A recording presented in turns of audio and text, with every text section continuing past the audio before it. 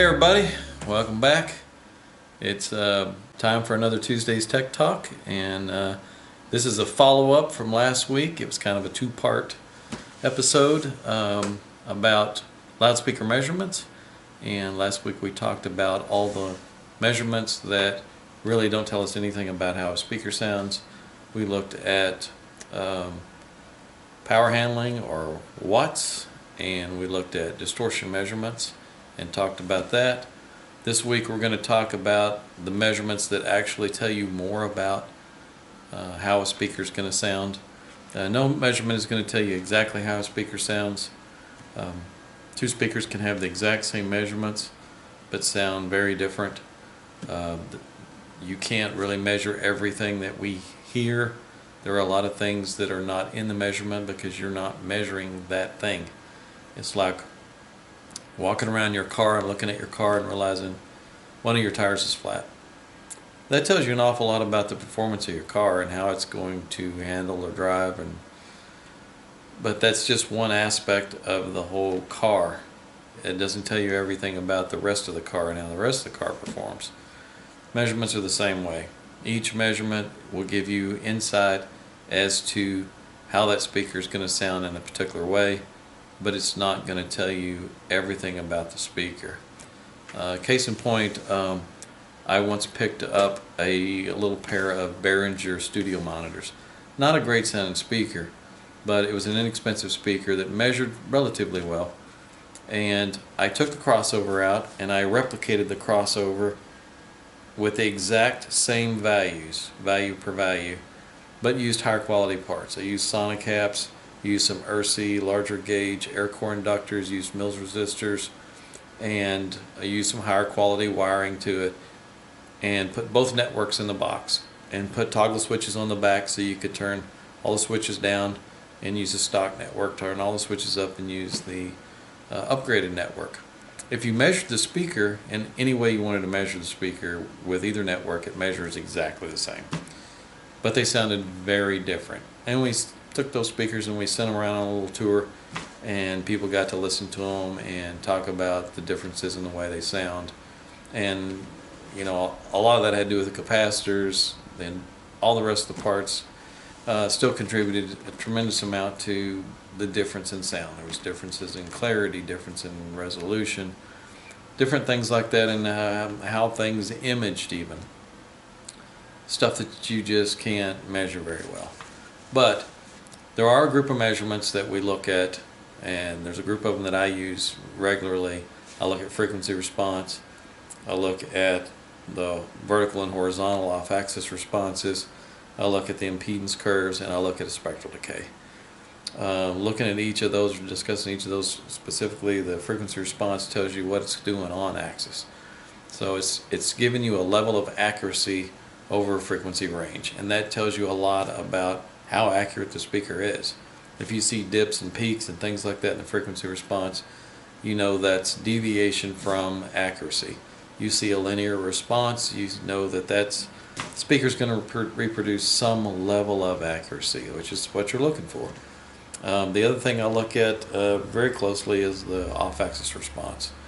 A lot of guys look at the horizontal off-axis. You're just looking at maybe on axis 10, 20, 30, and 40 degrees off axis. That's fairly common, and it's fairly common for the top end of the speaker to start dropping off as you move further off axis.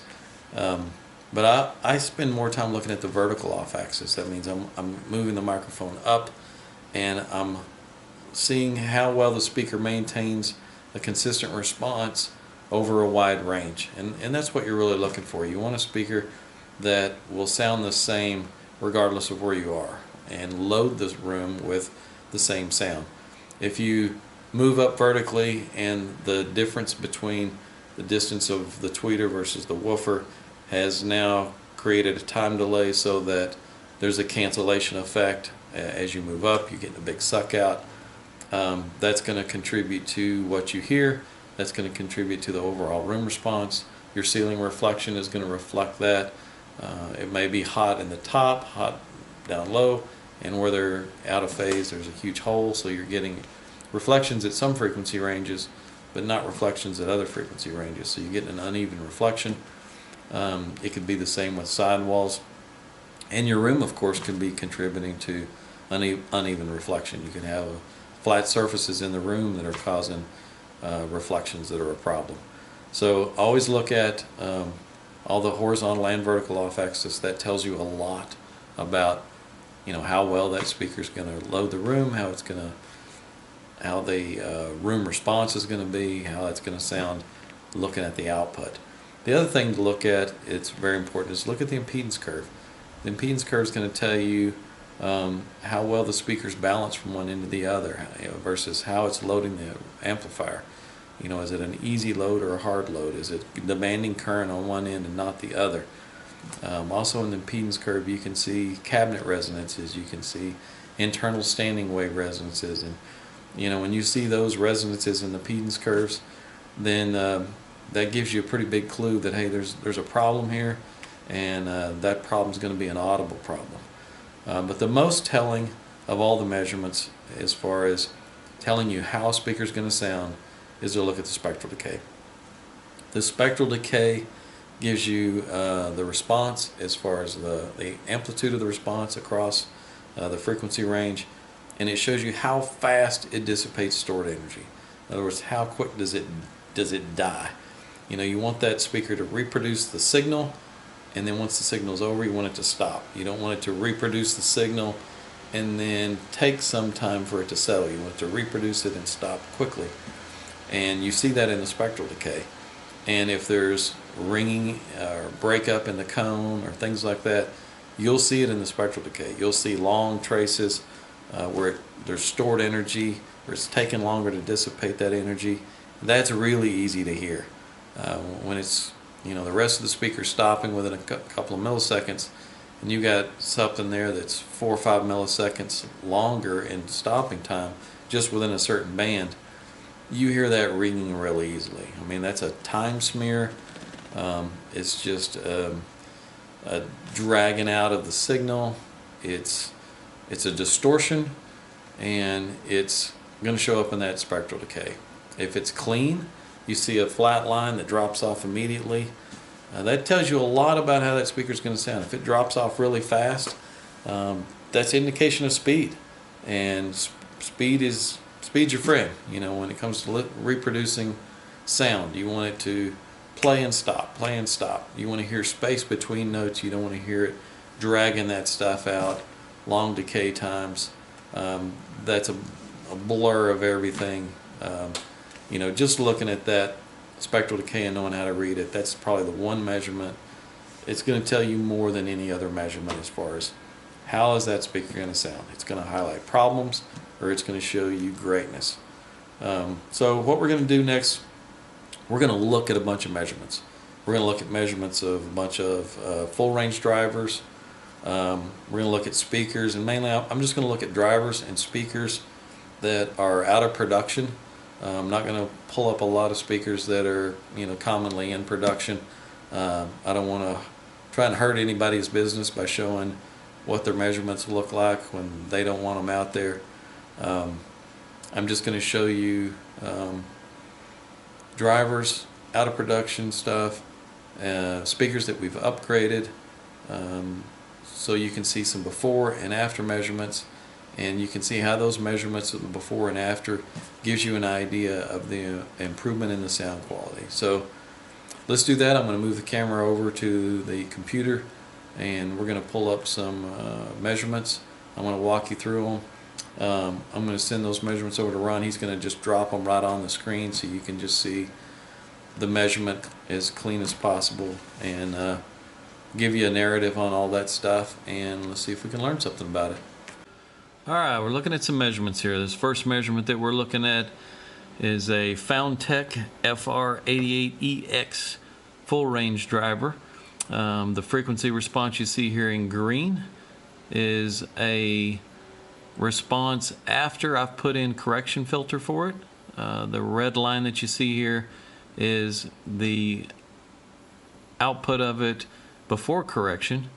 So what we've done is I've gone in and put in a baffle step compensation that's dropping the output above 1 kHz down to where it's level with the output down in the lower frequency range, so it's a smoother response.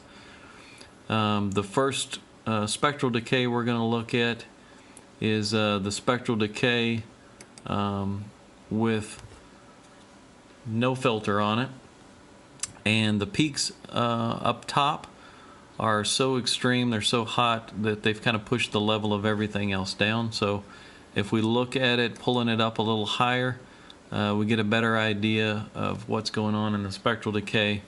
You can see there's a considerable amount of ringing going on across the board from about 700 or 800 hertz and up.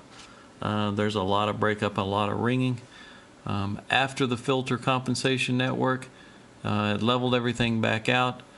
There's still a lot of ringing there. You can't get all of it out with a filter. You can get some of it out with a filter, but it's just impossible to get all of it out. This next measurement we're going to look at is a Jordan Econia model, and this is the spectral decay on that unit, and you can see there's a lot of stored energy there in the 1 kHz region. It's in fact, it splits into a couple of different ringing points.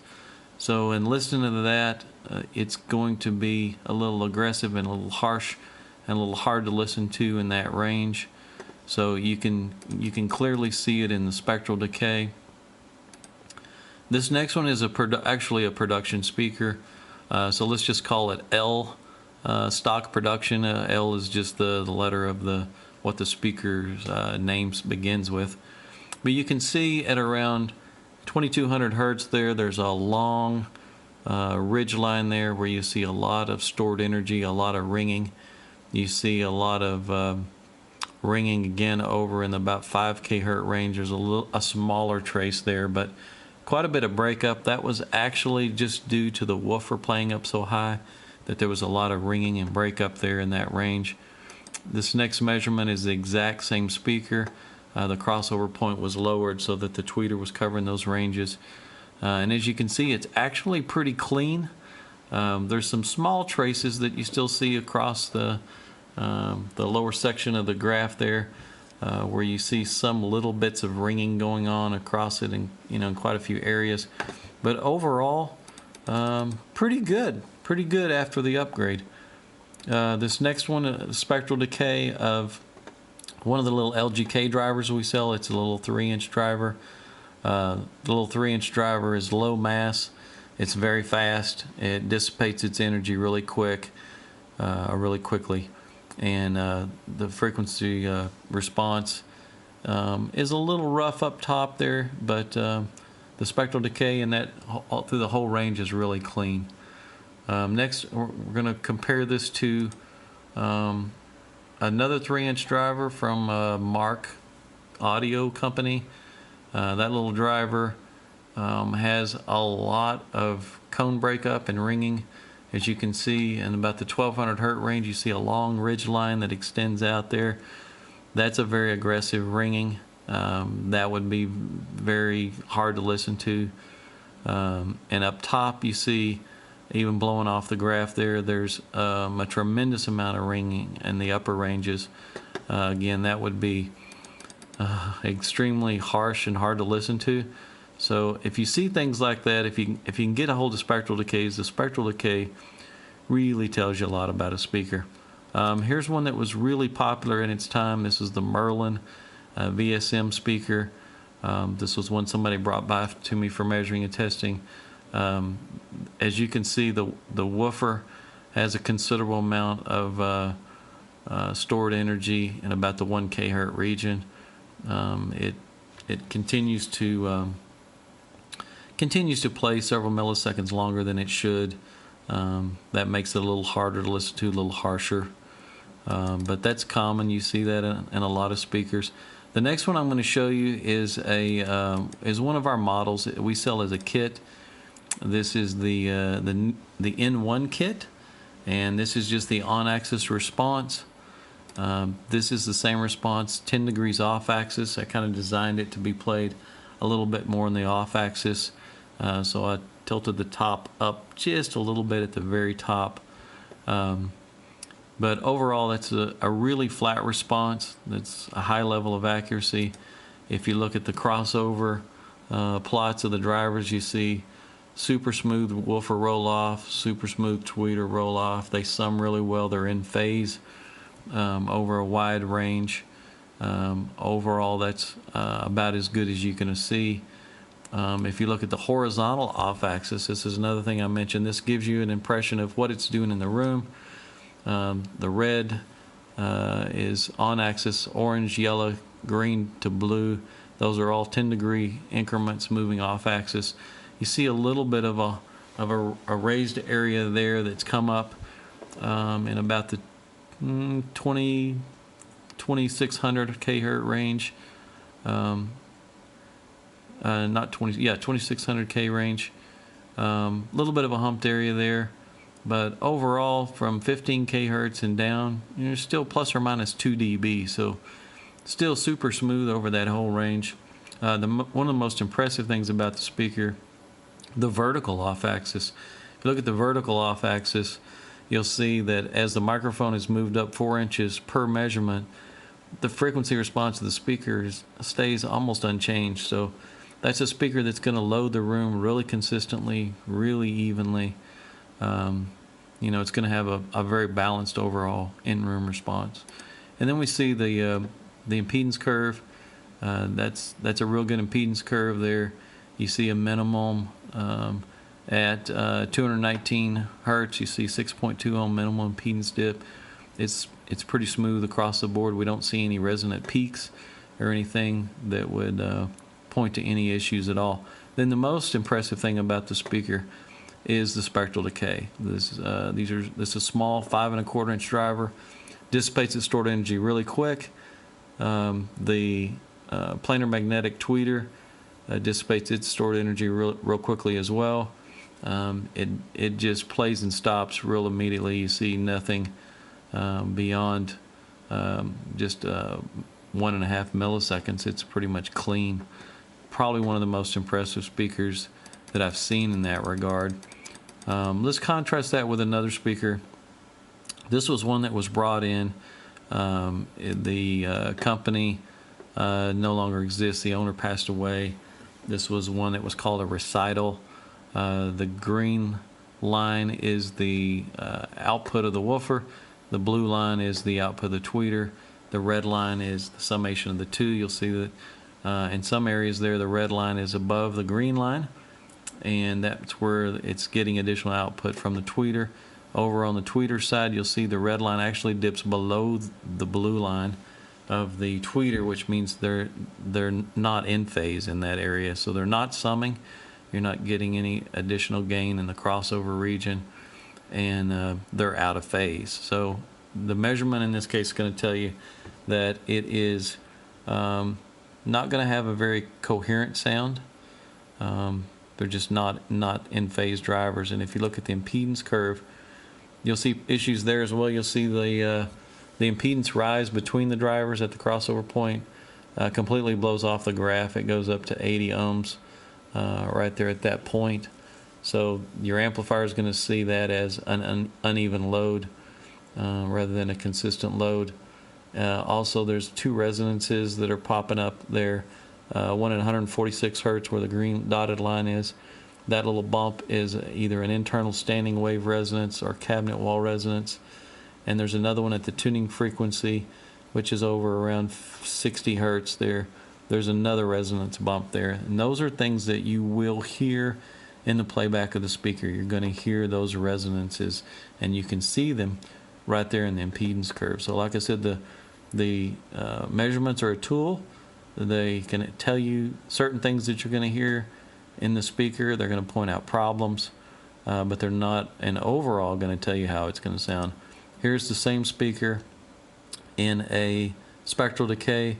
You can see at that upper range of the woofer where it was allowed to play up too far, you see a lot of stored energy there where it's ringing or breaking up. Energy from about 3 kHz to 5 kHz. That's fairly aggressive ringing. That's going to be hard to listen to. That's going to be pretty harsh over time. It's not a speaker you'd want to listen to over a long time. Here's a spectral decay of our little studio monitor. This one's pretty clean, especially for a 6.5 inch woofer that drops off really fast. There's a few little traces there on the tweeter end. Pretty clean overall though. That one's pretty exceptional. This is an impedance curve that's pretty exceptional. This is the Super 7 that we designed. It's all planar magnetic. So you got 4 Neo 10s and a Neo 3. And so those are pure resistive loads. You see the impedance curve, it's almost completely balanced from one end to the other. There's very little variation there. So that's something that's impressive to see in the measurement. This next one is a spectral decay of a 12-inch full range driver. It's called the Super 12. And as you can see, it's got a lot of stored energy in a lot of areas. It's pretty rough. Flicking over to the frequency response, same speaker. The green line is the actual frequency response of that speaker. The red line is the same frequency response after we compensated for the rising responses. We put, I think it was an 8 or 9 component count filter that we put on it to bring the levels down to where they're within reason, to where you can actually listen to it without it taking your head off. And the impedance curve, or the spectral decay that we're looking at, is after the compensation filter. So you can imagine before the compensation filters were added, this was twice as bad. So definitely a really tough one to listen to. By contrast, this one's a Super Mini. It's a new speaker we've designed. It's a single Neo 10 and Neo 3 and an open baffle. And the planar magnetic drivers are super fast. The decay rates are really clean, especially for the larger diameter driver. You see it just dropping off immediately. That one looks exceptionally well. This is a measured frequency response of a TB. It's a TB W8 1808. It's an 8-inch full range driver. The red line is the actual frequency response you get from that driver when you put it in a box. The green line that you see there is after compensation. So you can see a lot more linear response after the compensation filter is put on. I think it was baffle step loss and a notch filter that it took to smooth that out. And then this is the spectral decay. If you're looking at the spectral decay, you see a little bit of ringing in about 6 or 8 different areas there. You see the traces that carry out a little longer. That's kind of indicative of what you get with a lot of these wideband drivers. So you're getting a lot of ringing, but not, well, I wouldn't say a lot of ringing, but you're getting ringing across the board in that thing. Here's another full range driver. This one was from a company up in Canada. I don't think they're around anymore either. This is Unity Audio. As you can see, there's some peaks in the upper frequency range there from about 4K hertz to 7K hertz. There's some pretty aggressive peaks.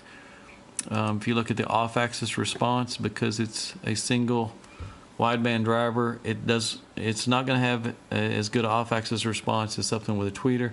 You see the frequency response as you move further off-axis just completely drops off. That's pretty indicative of those full-range drivers. If you look in the impedance curve, there's a couple of blips.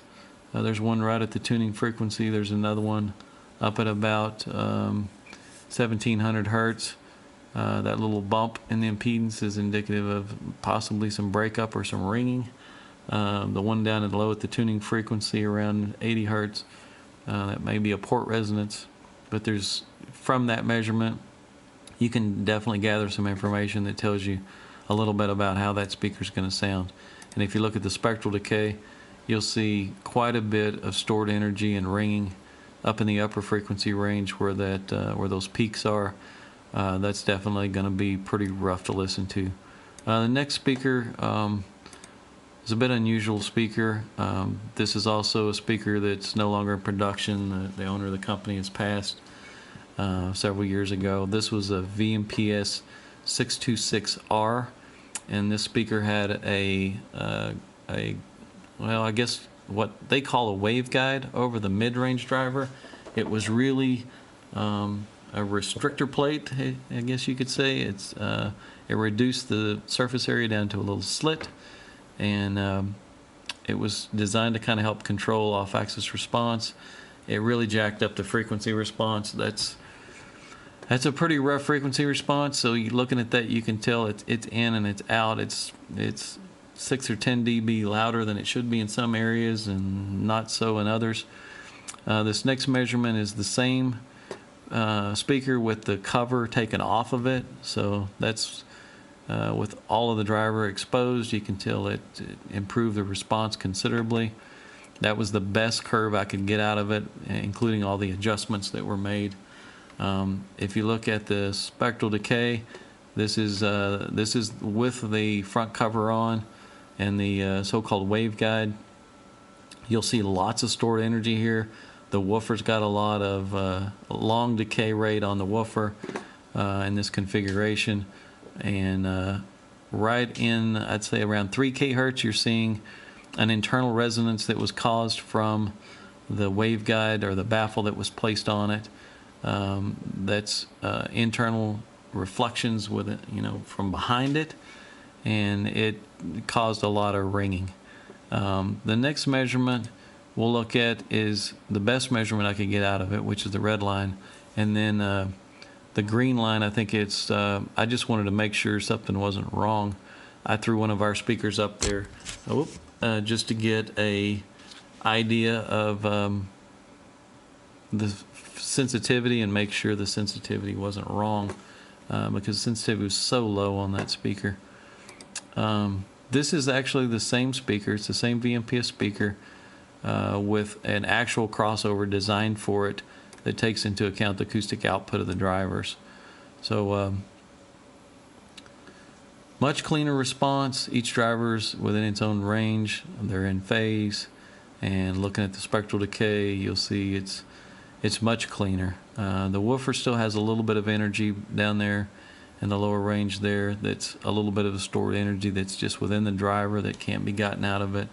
You can see it back in the original original Spectral Decay, but pulling it back much further. Notice I didn't let it play up as high. It crossed at around 500 hertz. That took some of that breakup away from it, and if you look in the frequency response, even with the filter I had on it at 1 kHz, you see a little bump there down low. I've moved that breakup down pretty low to try and get it out of it, but still it's a little bit there. So in the Spectral Decay, you still see a little bit of that there. It's a little bit of stored energy. You just can't get all of it out of it. The next thing we'll look at here, this is the Spectral Decay of the XLS Encore. It's a kit that we offer, 6.5-inch woofer and a dome tweeter. Again, this is another one that's very exceptional. A lot of speed, no stored energy. That's it for the measurements. I just want to throw a few of these up here, walk you through these things, and let you guys get an idea of how to read that stuff and what things matter, and maybe you'll have a little better idea when you look at measurements then, getting more useful information from it. That's it for today. Thanks for dropping in, and hope this was useful. Let us know in the comments section.